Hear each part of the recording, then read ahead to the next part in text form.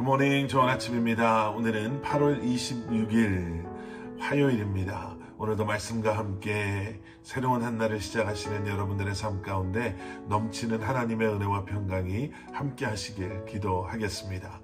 오늘도 말씀을 통해 주님을 더 깊이 알아가시는, 그리고 말씀이 여러분들의 삶에 변하지 않고 흔들리지 않는 기준으로 세워지는 그러한 하루가 될 수 있기를 저도 여러분들과 함께 기도하겠습니다. 오늘 우리에게 주시는 하나님의 말씀은 에스겔 22장 17절부터 31절까지의 말씀입니다. 에스겔 22장 17절부터 31절까지의 말씀입니다. 오늘 본문의 말씀은요, 하나님의 백성 이스라엘 족속을, 그 하나님의 택함을 받은 거룩한 하나님의 백성들인 이스라엘 백성들이 이제 찌꺼기가 되었다라는 하나님의 말씀과 함께 시작이 됩니다. 18절 말씀, 사람아, 이스라엘 족속이 내게 찌꺼기가 됐다. 그들 모두가 용광로 안에 남은 청동, 주석, 철, 납이다. 그들은 은혜 찌꺼기일 뿐이다. 여러분, 여기서 찌꺼기가 뭘까요? 아니, 찌꺼기가 뭐지요? 폐기물들, 이제 더 이상 쓸모가 없는, 가치라고는 찾아볼 수 없는, 그래서 버려 마땅한 것들이 바로 찌꺼기입니다. 하나님의 소중한 백성들이 이제는 아무짝에도 쓸모가 없는, 그 어떠한 가치도 찾아볼 수 없는, 필요도 없는 존재가 되어버렸다라고 말씀하고 계시는 거예요. 그리고 이제 그 아무짝에도 쓸모없는 찌꺼기가 되어버린 하나님의 백성들을 하나님께서 심판을 하시는데요. 어떻게 하시나? 20절 말씀, 사람들이 은, 청동, 철, 납, 주석을 용광로에 모아다가 불을 불어 넣어 녹이는 것처럼 그렇게 내가 내 진노와 분노 가운데서 너희를 모아다가 그 성읍에 넣고 녹여버릴 것이다. 용광로에 넣어 불태워 녹여버리는 것, 여러분, 이렇게 말씀하고 계십니다. 그런데요, 이 용광로에 넣어 녹여버린다라는 이러한 하나님의 심판의 말씀은 이 에스겔서 22장에만 등장하는 표현이 아닙니다. 하나님의 심판을 상징하는 그러한 표현으로 성경에 다른 곳에도 등장을 하지요.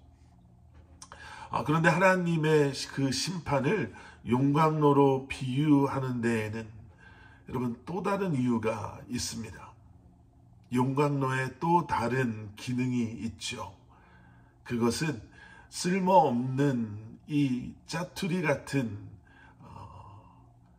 철이나 주석이나 납이나 은, 금 같은 것들을 다시 녹여서 그것을 정화시키고 새로운 틀에 부어서 새로운 물건을 만드는데 용광로가 사용되어지기도 합니다. 바로 그 이유에서 에스겔서 22장에서는 하나님의 심판을 용광로에 대해 비유하고 있고요. 지금 용광로에 대해서 말씀하고 계시는 것입니다. 이스라엘 족속은 그들의 죄로 말미암아 이제 아무짝에도 쓸모없는 찌꺼기에 불과하지만 하나님의 심판의 용광로를 지나갈 때, 그리고 그 과정을 통해 다시금 정결케 정화가 된다면 새로운 존재로 다시 태어나게 되는 것이죠. 여러분, 욥의 고백 기억하시죠? 욥기 23장 10절의 그 고백, 그러나 내가 가는 길을 그가 아시나니 그가 나를 단련하신 후에 내가 순금같이 되어 나오리라. 하나님께서 정말 원하시는 것은요, 하나님의 백성들의 거룩함의 회복입니다. 죄로 더러워진 하나님의 백성들이 이제 그 하나님의 심판의 용광로로 다시 그들을 거룩하게 하시는 하나님의 그 은혜, 그렇게 하나님의 백성 되게 하시는 것, 바로 그것이 하나님께서 원하시는 것입니다.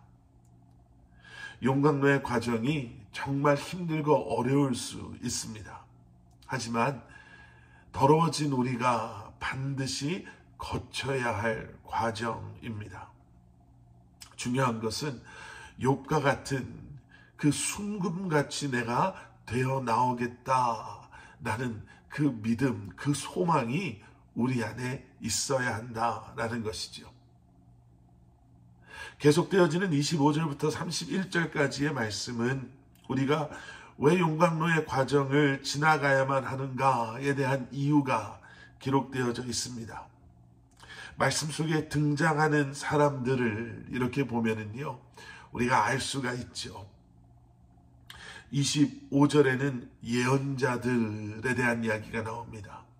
또 26절에는 제사장들에 대한 이야기가 나오지요. 그리고 27절에는 성읍의 지도자들에 대한 이야기, 그리고 29절의 말씀을 보시면 그 땅의 사람들, 그들이 행한 죄, 악, 음행에 대한 이야기들이 나옵니다. 무엇을 이야기하고 있죠? 지금 영적으로, 정치적으로, 사회적으로, 그리고 모든 백성들마저도 죄에 빠져 그 어느 곳 하나 성한 곳이 없다 라고 말씀하시며 하나님께서 탄식하고 계십니다. 그러면서 우리는 하나님의 마음을 좀 들여다볼 수 있는 말씀을 발견하게 되지요. 30절 말씀, 이 땅을 위해 내 앞에서 성벽을 쌓고 성에 무너진 틈에 서서 나로 하여금 성읍을 멸망시키지 못하게 할 사람을 찾았지만 그들 가운데 한 사람도 찾을 수가 없었다. 한 사람을 찾으시는 하나님. 여기에 나오는 성에 무너진 틈에 서서라는 이 표현이요, 우리가 자주 사용하는 중보자의 의미를 가진 표현입니다. 중보자는 누구입니까? 무너져 있는 그곳에 서서 하나님 앞에 기도하고 간구하며 하나님의 도우심을 그 성 안에 있는 사람들을 대신해서 기도하는 자, 그 한 사람을 찾지 못하시는 하나님의 안타까운 그 마음. 여러분, 찌꺼기 같은 우리를 다시금 회복시키시는 하나님, 한 사람을 찾으시는 하나님, 그 하나님의 자비와 긍휼과 오래 참으심과 변치 않는 사랑을 기억하시고 다시 한번 저와 여러분이 그 한 사람 되기를 소원하는, 찌꺼기 같았던 우리의 인생을 정금같이 새롭게 하신 하나님의 은혜를 기억하시며 이 한날을 살아가시기를 주님의 이름으로 간절히 축원합니다. 함께 기도하시겠습니다.